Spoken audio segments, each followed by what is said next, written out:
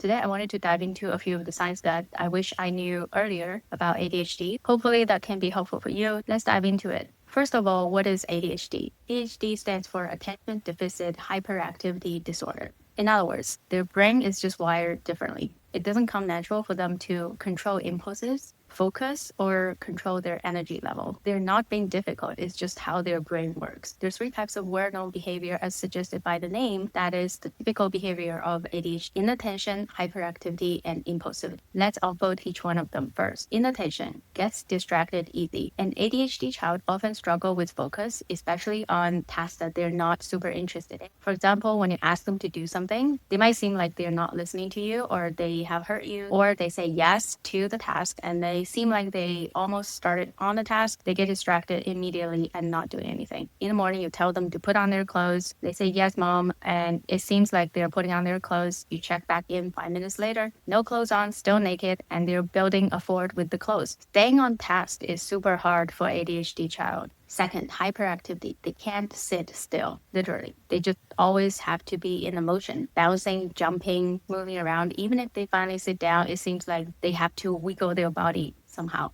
There's no stillness in any moment. If you notice that your child has to be in motion all the time, it's hard for them to sit down. They are running everywhere instead of walking, can't finish their meal before the 7th time standing up, then it might not just be that they're super active. It could be a sign of ADHD. Third, impulsivity. Kids with ADHD often talk before they think through. What it looks like is they jump into answers before you finish the question, or they will interrupt people in a group setting when others are talking, or they might grab some stranger's stuff without asking. They're not trying to be rude, it's their impulsivity. Beyond those 3 typical behaviors, I also observed a couple of other behaviors that I wanted to dive into. Number 4, emotional dysregulation. ADHD kids can have big feelings. You might be thinking that they're overreacting all the time to all kinds of feelings. For example, they get the wrong color of cup for dinner. They might be nagging on it, crying. They heard a sound or even a word that they don't like. They're probably complaining about it or even screaming. And there's a silly joke that can get someone laugh for a little bit and they just cannot stop laughing. Their emotional volume dial is just stuck on high. Sometimes the working memory impairs of ADHD allow a momentary emotion to become too strong.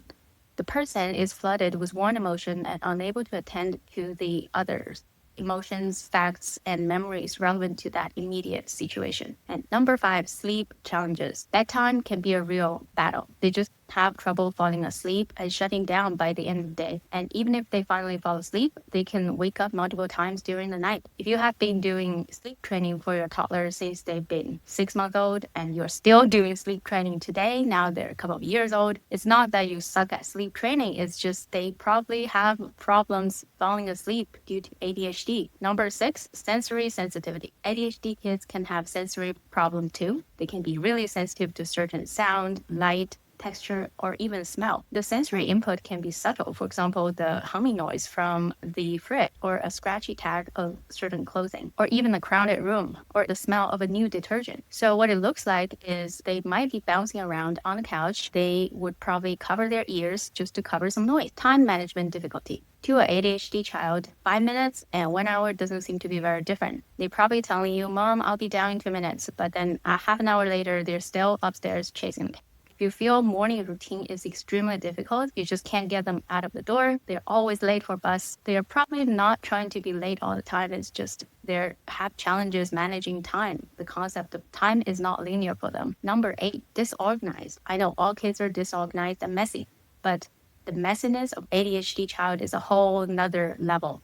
You might find their shoes in the bathtub and their toys in the fridge and their backpack who knows where. You might set up labels, cute little short charts, but everything seems still chaos. And they genuinely try to remember them. It's just the brain is not making it easy to plan, stay organized, and keep track of things. Number 9, want friends but struggle to connect. Many kids with ADHD, they wanted to have friends in social interactions and they really wanted to be part of the game, but they have problems knowing what's the appropriate way of playing. For example, ADHD child would go sit on another child instead of sit next to this other child because she wanted to show friendship. And another example, they might jump into a play when others are following the rules and they don't really know what the rule is. Or in a group setting, others are still talking about the rules and they jump into saying something else immediately. all of this making it hard for them to connect to their peers in the social play. It's a bit different from autistic child who are having trouble recognizing social cues. The ADHD kids, they can recognize social cues, but they're just too busy in their mind, in their body. They just don't notice many things are happening. In general, if you find your child has too much energy, big emotions, not listening when you try to talk to them, super disorganized, overreacting, talk over others without thinking, especially when a lot of these symptoms happen at the same time consistently, it could be a sign of ADHD. Get a diagnosis and get help early. Drop a comment below if you've seen some of the symptoms in your child and wondering if they're ADHD or if you have any questions. If you wanted to learn what ADHD looks like when autism coexists, check out this next video where I talk about what ADHD look like. I hope this is helpful for you. Thanks for watching. See you next time.